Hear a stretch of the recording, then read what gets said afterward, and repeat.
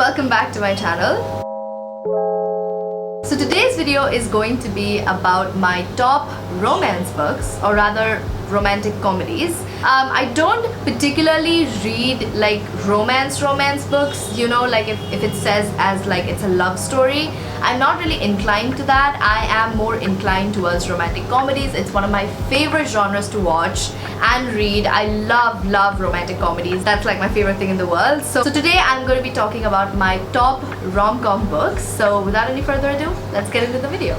So my top 1 romantic comedies is a pretty popular one. I'm pretty sure everybody has heard about it and everybody has read it at this point, and that is The Hating Game by Sally Thorne. And out of all the books that I'm going to be talking about, I have the physical copy of only The Hating Game because I love it so much. At this point, everybody knows about The Hating Game. It's a very popular one, but I really enjoyed it. It was, I think, one of my first like rom-com books that I read. I think before this, I was only reading Sophie Kinsella's books and Meg Cabot's books, and those are also very good romantic comedies. I do enjoy them a lot.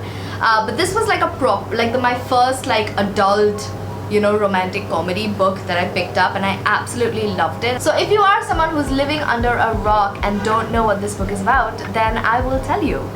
So this book is about Lucy and Joshua, and they are the executive assistants to the co-CEOs of a publishing company, and both of them absolutely hate each other. Okay, and when I say hate, I mean they really, like in the beginning of the book, they really hate each other. So both of them are up for the same promotion, and they of course refuse to back down. They both want the job, but they also cannot refuse the tension that is between them, and it's absolutely amazing. I love the transition from hate to kind of like liking and then finally to love. It felt very organic, and this book is like super funny. Like there were times where I laughed out loud while reading this book. I really enjoyed this.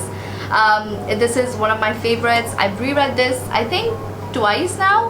Whenever I'm in a reading slump, I just pick this book up and it takes me out of my reading slump. Every time does the job. So yeah, Hating Game, read it if you haven't, if you are living under a rock. But yeah, this is my number 1 romantic comedy.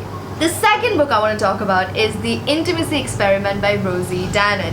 I love this book. Okay, Hating Game, I love it because of the whole like nostalgia factor. I've kept it in number 1 position, but Intimacy Experiment is definitely one of my favorite romantic comedy books of all time. I love it. It's actually quite an underrated book. I haven't really heard a lot of people talk about this, which really bums me out because it's so good. I feel like, yes, it is a romantic comedy, but it's also so much more than that, and I think that is the reason why I love it so much. So what this book is about, I will tell you, of course. So Naomi Grant is an entrepreneur, and she is an ex-porn star. Yes, you heard it right. And she basically co-founded this sex-positive startup, and all, you know, she's become an international sensation. She's extremely successful in her job, and now she wants to start kind of like these live lecturing classes.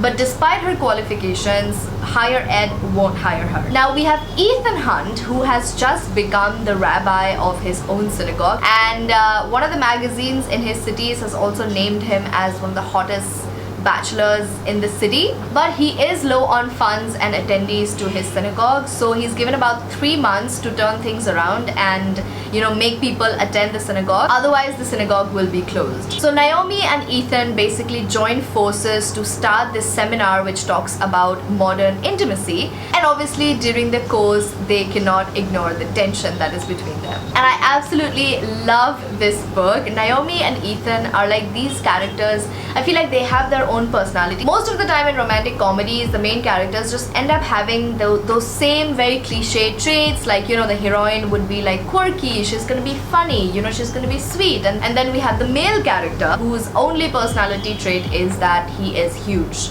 or he is tall. You know, that's the only personality trait that you'll find in the male character, which really annoys me a lot, you know what I mean? But this book is, I feel like it's just again so good.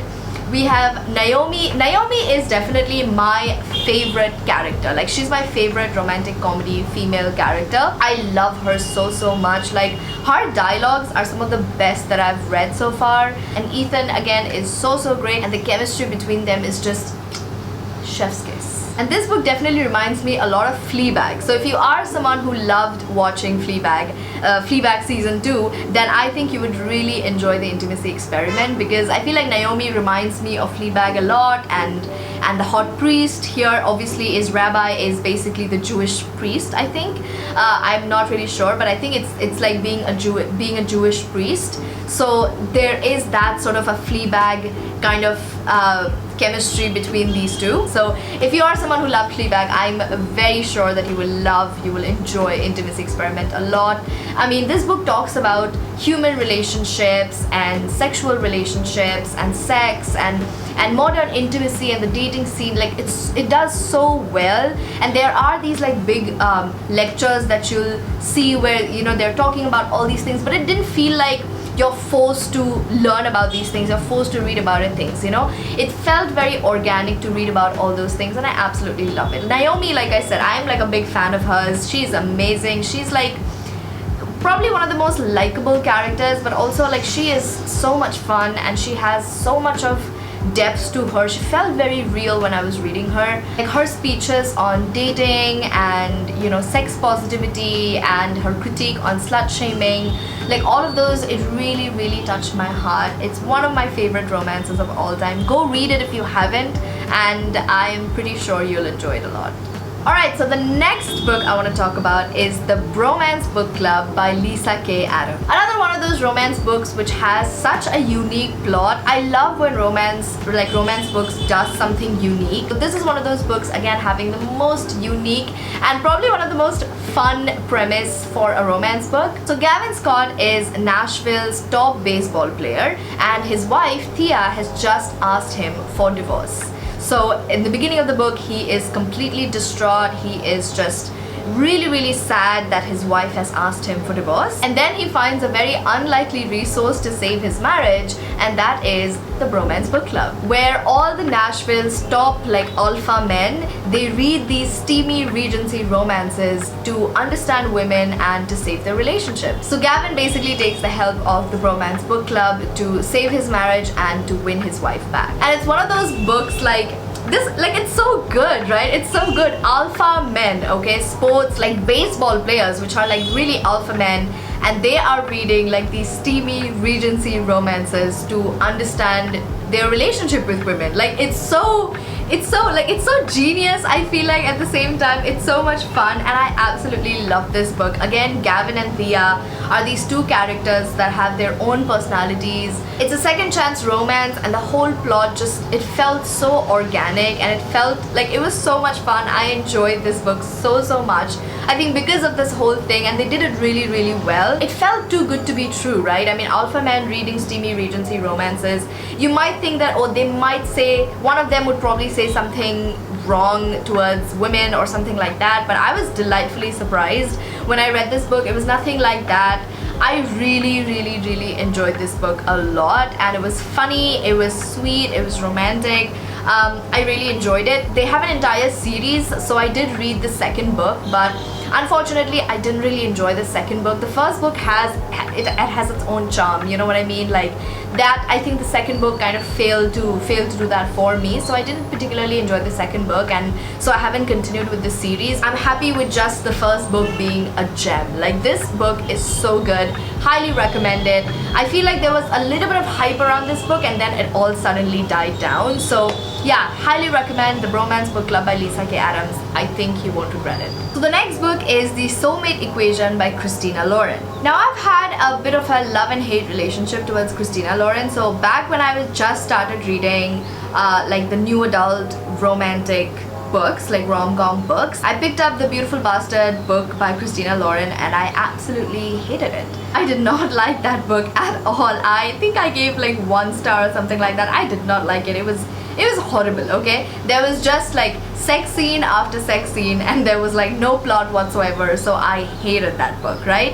And then I picked up the second book, and the second book was also the same. I did not like it at all, and then I felt like, you know what, I'm just not gonna read any Christina Lauren books. And then I think there are other like rom-coms, like they started writing, I think they started improving upon it, and they started writing rom-coms, and I was like, alright, let me pick up a book. And then I think I picked up Josh and Hazel's Guide to Not Dating. and I really enjoyed it. I genuinely really enjoyed that book. It was a lot of fun, it was funny, and I love the characters too.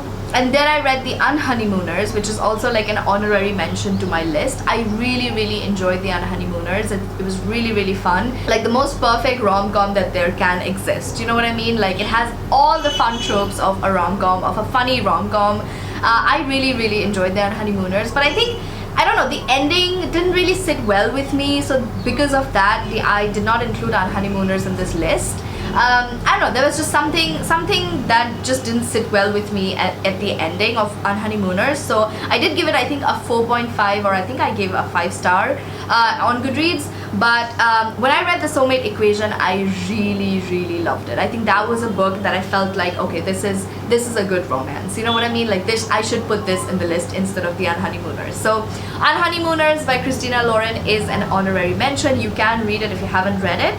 But I would also recommend reading The Soulmate Equation. I really enjoyed it. So The Soulmate Equation is about the single mom Jess Davis, who is a data and statistics wizard. And Jess is a freelancer, and her mother or her father or the father of her daughter, they're never around, so it's just her and her daughter. So Jess is, you know, she does struggle with the modern dating tropes, but then she comes across this new sort of DNA based matchmaking company, and the whole scientific aspect of the app really interested her. But when she tested, her test showed an unheard 98% compatibility with another test subject, which turned out to be the founder of the app, Dr. River Pena. So after meeting him, she is sure that, you know, he is not her soulmate because the man is just a stubborn, stuck-up man. But the board members of the app, they came up with a proposition that, you know, why don't you get to know each other and we will pay you? And so Jess agrees. So as the pair is dragged from one event to the other as the diamond pair, she, you know, slowly finds out that there is definitely more to the scientist than she thought. So this was one of the books that I really enjoyed. It has a little bit of enemies to lovers trope. It has a single mom trope that I really enjoyed. But yeah, this was again one of those books, again, felt very organic. It felt the chemistry was on point. I really enjoyed this book, and I loved how it ended. I loved how sort of everything came together. It just felt a very sort of nice, warm, organic story that I genuinely enjoyed a lot. So this is the reason why I you know, ended up putting this on my list. I really enjoyed The Soulmate Equation. So yeah, that was The Soulmate Equation by Christina Lauren. The next book I want to talk about is Funny Feelings by Tara DeWitt. I think that's how you pronounce it. And this book, again, it felt like having a very unique premise. Like it has that sunshine grumpy trope, but I feel like it does it really well. The sunshine grumpy trope, I feel like Funny Feelings does it extremely well. Okay, so this was again one of those books that I loved it. I feel like I loved it from the first page onwards. Like I remember reading the first page and I just loved it. I just ended up falling in love with this book, and I think it did not disappoint me till the end. I really enjoyed this book. So Farley Jones and Meyer Hannigan, they are basically best friends, but they're also secretly in love with each other. So the pining in the book is just it's a lot. Okay, a lot of pining in the book, which I absolutely lapped it up. I lap up every single page of both of them pining for each other. So Farley is a stand-up comedian, and she gets this opportunity to go on a tour with another new stand-up comedian. Now, in order to stir up some form of publicity for the tour, basically the entire team comes up with the idea that Farley should date Meyer. And that is because Meyer was a former stand-up comedian. He was an extremely popular stand-up comedian, but he left his career behind when his daughter was born. Yes, he's a single dad. And so he has left his career behind and now works as Farley's manager. So despite his grumpiness and, you know, his protectiveness for Hazel, his daughter, and his disdain for public attention, he agrees to be Farley's boyfriend, like Farley's fake boyfriend, in order to help her career.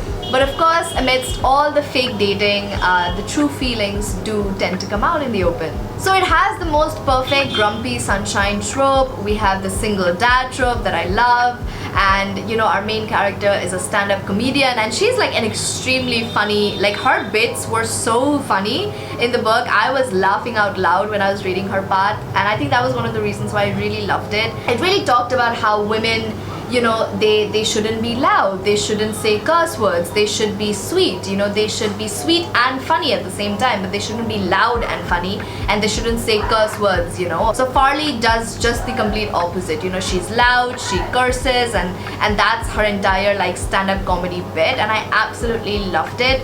Like I said, heavy pining from both the sides. They really do love each other a lot, and they talk about that a lot in the book, and you can really feel that chemistry between them. But they're obviously, you know, they're best friends, so they don't want to ruin the friendship. But then at the end, I feel like, again, very organically everything just comes together, and I love this book a lot.